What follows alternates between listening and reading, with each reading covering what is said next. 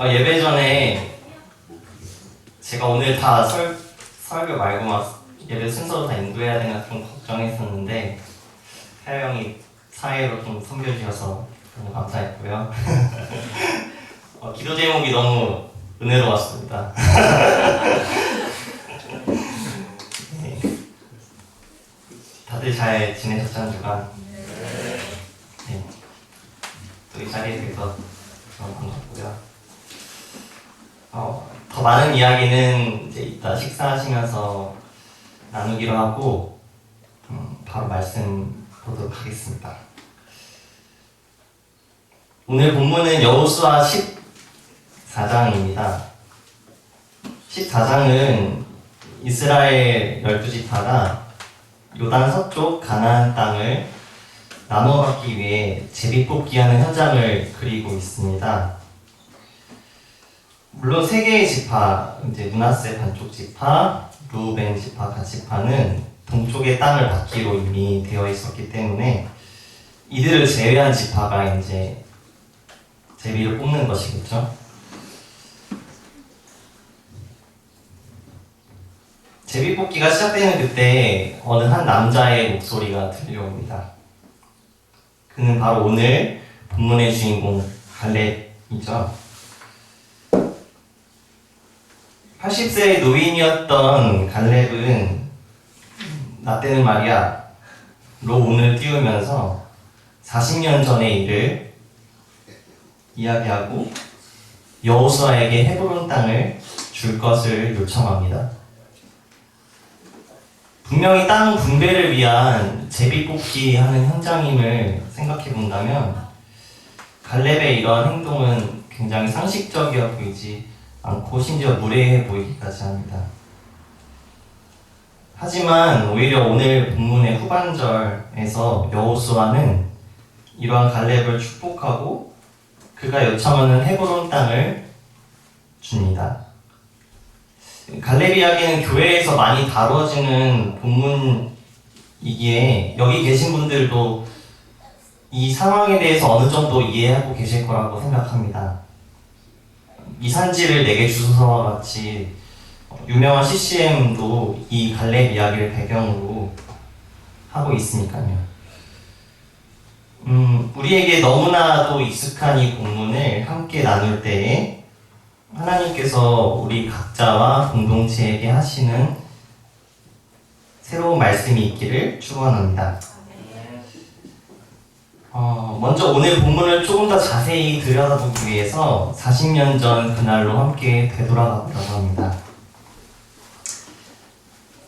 때는 여호수아가 리더가 되기 이전 모세가 이끄는 이스라엘은 현재 가데스 바네아라는 곳에 있습니다. 이제 그들은 하나님의 약속을 믿고 정복하라고 한 땅을 정복을 하기만 하면 됩니다. 모세도 당연히 당당히 하나님의 말씀을 선포하면서 그 땅을 정복하라고 말했을 때 갑자기 어느 한 곳에서 이스라엘의 무리가 옵니다.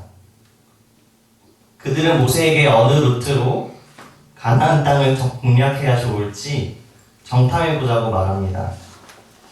적어도 이때 이들의 대화에서는 약속의 땅으로부터 후퇴할 기색은 찾아보기 어렵습니다. 모세도 이러한 백성들의 말을 좋게 여기고 12지파에서 한 사람씩을 뽑아서 총 12명의 정탐꾼을 가나안 땅으로 보냅니다.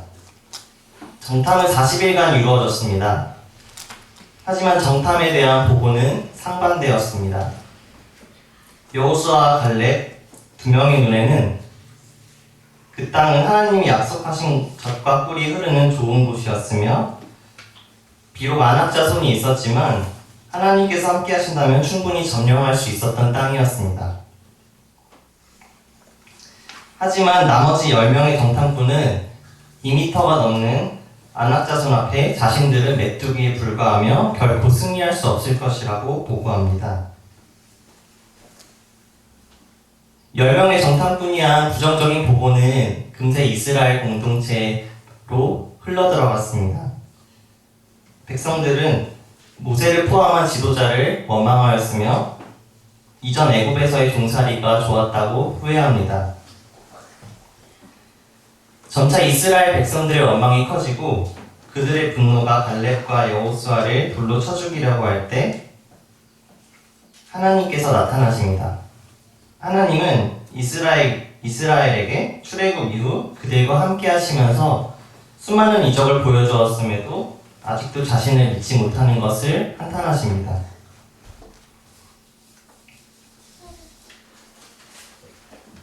그러면서 여호수아와 갈렙 이외의 인물들은 가나안 땅에 들어가지 못할 것이라고 하며 정탐한 일수만큼 40년 동안 광야를 헤맬 것이라고 말합니다.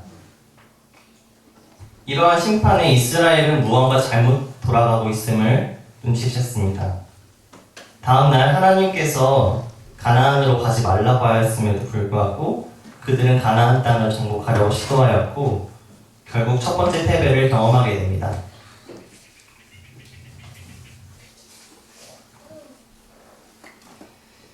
이스라엘의 눈으로 보고 귀로 들은 40일 정탐 활동은 결과적으로 정복을 명령하고 약속하신 하나님 말씀에 대한 불신앙이 되었습니다.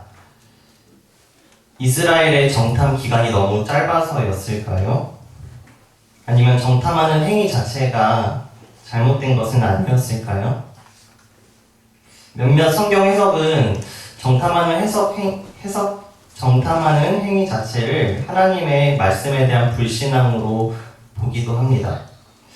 하지만 같은 사건을 다루는 다른 성경인 민수기 13장에서는 하나님께서 가나안 정탐을 허락하신 것을 보면 정탐하는 행위 자체의 선악을 판별하기는 어려운 것 같습니다. 하지만 분명한 것은 누군가의 정탐은 성공하였으며 누군가의 정탐은 이미 실패한 것이었습니다. 이러한 차이는 어디에서부터 비롯된 것이었을까요? 이 차이는 오늘 본문 7절과 8절 갈렙의 말 속에 있습니다. 갈렙은 마치 오늘날 힙합 래퍼들이 하나의 단어로 두 가지 대비되는 상황을 말하는 것처럼 두 가지 대비되는 상황을 말하고 있습니다. 바로 7절과 8절에 같이 등장하는 마음이라는 단어인데요. 이는 개역개정 기준으로 7절에 성실한 마음, 8절에 10인의 정탐꾼이 낙심시킨 백성들의 마음입니다. 히브리 원어 성경을 보면 조금 더 구체적으로 나오는데 7절과 8절에 각각 레바브와 레브라는 마음이라는 뜻의 단어를 사용하고 있습니다. 이는 같은 어원을 사용하고 있는 한 단어라고 보시면 되십니다. 구약 성경에서 이 단어는 중립적인 마음의 상태를 의미합니다. 낙심하고 상하고 완악한 마음을 표현할 때에도 쓰이고 반대로 즐겁고 기쁜 마음을 표현할 때에도 사용됩니다. 정리하면 7절과 8절 모두 같은 마음이라는 단어를 사용하지만 갈렙의 것은 확신에 차 있으며 반대로 백성들의 마음은 가나안 안악 자손으로 인해 두려움으로 녹아 있습니다. 한 가지 흥미로운 것은 구약에서 이 마음은 일반적인 느낌이나 감상이 아닌 암과 감정 그리고 의지, 즉 지, 정, 의를 포함하는 개념으로 사용된다는 것입니다. 이는 요즘 사람들이 말하는 feel과는 분명한 차이가 있습니다. 오늘날 사람들에게 자신에게 일어난 일련의 사건들을 쉽게 기분 탓이겠지 라고 말하며 하루하루를 대수롭지 않게 여기며 넘깁니다. 여기엔 그때그때 흘러가는 감정만 있을 뿐입니다. 하지만 우리는 갈렙과 여호수아를 제외한 나머지 10명의 정탐꾼과 그 말에 요동한 이스라엘의 마음이 그날따라 싱숭생숭해서 하나님을 반역한 것이 아님을 알고 있습니다. 그들의 정탐은 무려 40일에 걸친 것이었으며 하나님에 대한 이스라엘의 불평과 불만의 역사는 출애굽 이후 40년 광야 생활 내내 계속되는 것을 우리는 너무나도 잘 알고 있습니다. 12인의 정탐꾼은 분명히 40일 동안 같은 것을 보고 경험하였습니다. 하지만 그들의 마음은 각기 다른 결과를 낳았습니다. 두 집단의 차이는 무엇을 경험했으며 그로부터 무엇을 느꼈고 그러한 상태를 의지적으로 계속해서 가지고 가는 마음에서 차이를 낳았습니다. 인간은 앞날에 대해서 참으로 나약한 존재입니다. 그래서 우리는 가능하면 더 많은 것을 경험하고자 하며 그로부터 더 많은 데이터를 우리의 데이터베이스에 쌓아두어 미래의 위험으로부터 안전을 도모하고자 합니다. 모세와 이스라엘이 가나안 땅을 정복하기 전 12인의 정탐꾼을 보낸 것도 표면상으로는 그 땅을 더 잘 공략하기 위함이었지만 실상은 자칫 위험에 처할 수 있을 것 같다는 데이터가 쌓이면 언제든 하나님의 말씀을 저버리고 자신의 안전을 자고하는 행위가 되어버렸습니다.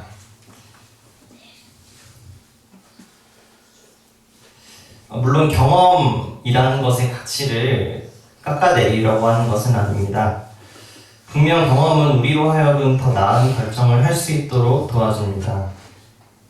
하지만 많은 경험을 하는 것보다 더 중요한 것은 어떤 경험을 기억하느냐입니다. 함께 말씀 한 구절 찾아보려고 합니다. 사무엘상 12장 24절입니다.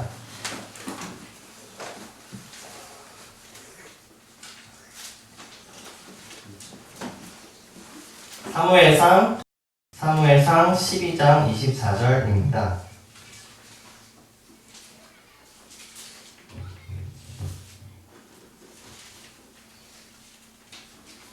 네, 함께 읽겠습니다. 너희는 여호와께서 너희를 위하여 행하신 그 큰 일을 생각하여 오직 그를 경외하며 너희의 마음을 다하여 진실히 섬기라. 사무엘상의 저자는 우리를 구할 능력이 없는 우상에 의지하지 말고 오직 하나님을 두려워하며 마음을 바쳐 진실하게 섬기라고 말합니다. 여기 사용된 마음 또한 오늘 여호수아 본문에 사용된 레바브라는 단어입니다. 저자는 마음을 다해 하나님을 섬기기 위해서 하나님이 하신 일을 기억하라고 말합니다. 애굽에서 종살이하던 이스라엘이 출애굽할 수 있었던 것은 그들이 홍해를 건널 뛰어난 수영 실력이 있어서도 아니었으며 베어그리스처럼 척박한 광야에서 살아남을 수 있는 생존 능력이 있어서도 아니었습니다. 그들이 출애굽할 수 있었던 것은 그들 앞에서 홍해를 여시고 물과 만나 매출하기로 이스라엘을 먹이시는 하나님이 계셨기 때문입니다. 이스라엘이 정말로 두려워하고 기억해야 할 것은 눈으로 보고 들은 아낙 자손이 아닌 눈에 보이지 않지만 그들의 앞서 일하셨던 하나님이었습니다. 사랑하는 더사랑 여러분, 우리의 진짜 승부는 가나안의 아낙 자손을 더 많이 조사하며 그들이 얼마나 강하고 그들 앞에서 우리가 얼마나 작은지 연민하는 것에 있지 않습니다. 우리의 진짜 승부는 과거에 우리 앞에서 일하시는 하나님을 기억하는 데 있습니다. 기억은 좋은 기독교 신앙을 갖게 하는데 중요한 역할을 합니다. 글씨가 너무 작아서 잘 안 보입니다. 들고 가겠습니다.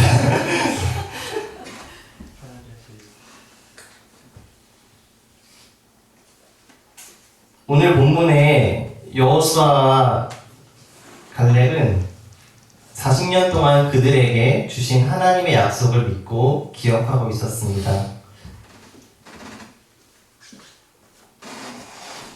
갈렙과 여호수아 두 노인은 그 기억에 근거하여 40년 전에 본 그 땅을 달라고 요청하며 여호수아는 기억한 여호수아를 축복합니다. 물론 그 땅은 아직 정복되지 않은 땅이었으며 과연 85세의 노인이 정복할 수 있을지 우리의 상식으로는 이해가 되지 않습니다. 하지만 갈렙은 이 전쟁의 포인트가 상식이 아닌 함께 하시는 하나님에게 있음을 이미 알고 있었습니다. 그렇다면 우리 개인과 공동체 앞에 정복해야 할 것은 무엇입니까? 그 앞에 선 우리의 마음은 어떻습니까? 우리 공동체에는 하나님을 향한 성실한 마음이 큰가요? 안악자손 앞에 낙심한 마음이 더 큰가요? 세상 살기 너무 바쁘고 힘드시죠? 나의 옆 사람과 공동체에 그 힘듦을 나누는 것 너무나도 좋고 바람직하다고 생각합니다. 하지만 그 힘듦에 매몰되지 마십시오. 우리의 정체성은 우리의 수고하는 것, 세상의 거대함이 있지 않습니다. 우리의 정체성은 우리를 사랑하셔서 애굽에서 이끌어내시고 앞서 일하시는 하나님의 열심에 있습니다. 말씀 앞에 해석되지 않는 개인의 삶은 감정의 낭비이며 패배의 지름길입니다. 우리를 감싸고 있는 세상은 끊임없이 비교하며 자신을 연민하고 앞의 일을 근심하게 만듭니다. 이러한 흐름 속에서 우리의 마음을 붙잡고 있지 않는다면 쉽게 우리 자신을 잃어버리게 됩니다. 이와 관련하여서 신명기 9장 4절은 가나안 정복의 한 가지 단서를 주는데요.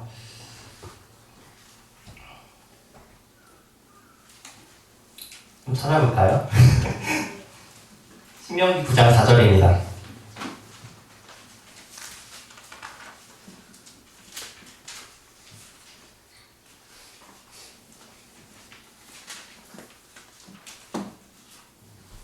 읽겠습니다. 내 하나님 여호와께서 그들을 내 앞에서 쫓아내신 후에 내가 심중에 이르기를 내 공의로움으로 말미암아 여호와께서 나를 이 땅으로 인도하여 들여서 그것을 차지하게 하셨다 하지 말라. 이 민족들이 악함으로 말미암아 여호와께서 그들을 내 앞에서 쫓아내시니라. 하나님께서 이스라엘에게 가나안 땅을 주신 것은 그들이 착해서가 아닌 가나안이 악했기 때문이라고 말씀하십니다. 악한 세상에서 마음을 붙잡으십시오.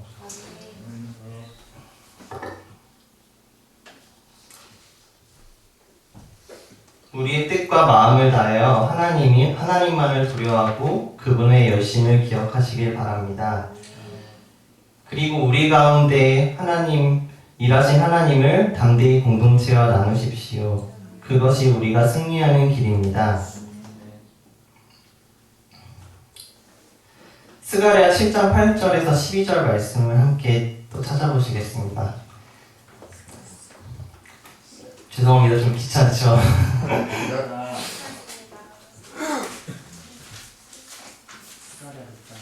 7장 8절에서 12절 말씀입니다. 학습 말일 거예요. 학습. 1318인가요?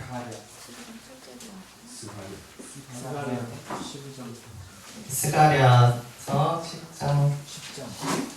7장 며칠? 7장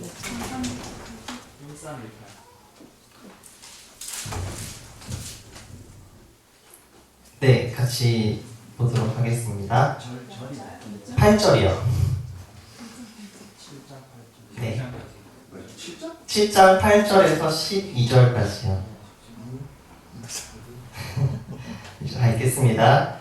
여호와의 말씀이 스가랴에게 임하여 이르시되 만군의 여호와가 이같이 말하여 이르시기를 너희는 진실한 재판을 하며 서로 인애와 긍휼을 베풀며 과부와 고아와 나그네와 궁핍한 자를 약시하지 말며 서로 해하려고 마음에 도모하지 말라 하였으나 그들이 듣기를 싫어하여 등을 돌리며 듣지 아니하려고 귀를 막으며 그 마음을 금강석 같게 하여 율법과 만군의 여호와가 그의 영으로 그의 선지자들을 통하여 전한 말을 듣지 아니하므로 큰 진노가 만군의 여호와께서 나왔습니다. 아멘. 스가랴 7장 함께 읽은 7장 말씀에서 하나님은 과부와 고아와 나그네와 가난한 사람들을 압제하지 말고 그들에 대해 공의와 정의로 대할 것을 명령하시지만 이스라엘의 마음은 금강석같이 굳어져서 결국 하나님의 심판을 받게 됩니다. 이런 점에서 평등한 교육을 위해 시작된 진짜 공부방 사역이 있어서 정말 참 다행이라는 생각을 혼자서 해보았습니다. 정말로 마지막으로 성경 구절 하나 읽고 설교를 마치도록 하겠습니다. 신명기 8장 11절에서 18절 말씀입니다. 11절에서 18절 말씀입니다.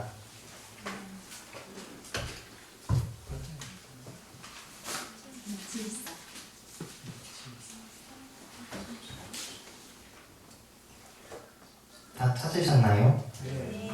네, 그럼 함께 읽도록 하겠습니다. 내가 오늘 내게 명하는 여호와의 명령과 법도와 규례를 지키지 아니하고 내 하나님 여호와를 잊어버리지 않도록 삼갈지어다. 내가 먹어서 배부르고 아름다운 집을 짓고 거주하게 되며 또 내 소와 양이 번성하며 내 은금이 증식되며 내 소유가 다 풍부하게 될 때에 내 마음이 교만하여 내 하나님 여호와를 잊어버릴까 염려하노라.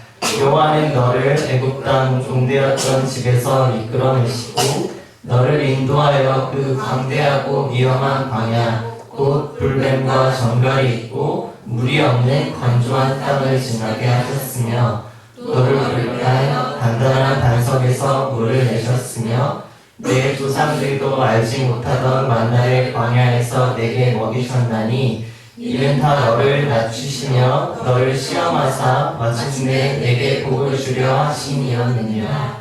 그러나 내가 마음에 이르기를 내 능력과 내 손의 힘으로 내가 이 재물을 얻었다 말할 것이라.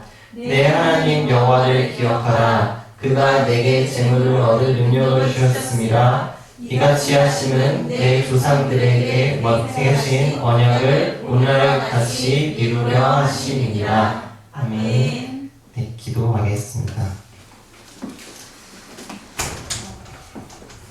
하나님, 여호수아와 갈렙 이야기를 함께 보았습니다. 우리 앞에 하나님께서 약속하신 가나안은 무엇이며 약속하신 땅을 막는 안악 자손은 무엇입니까? 주님, 우리를 지금까지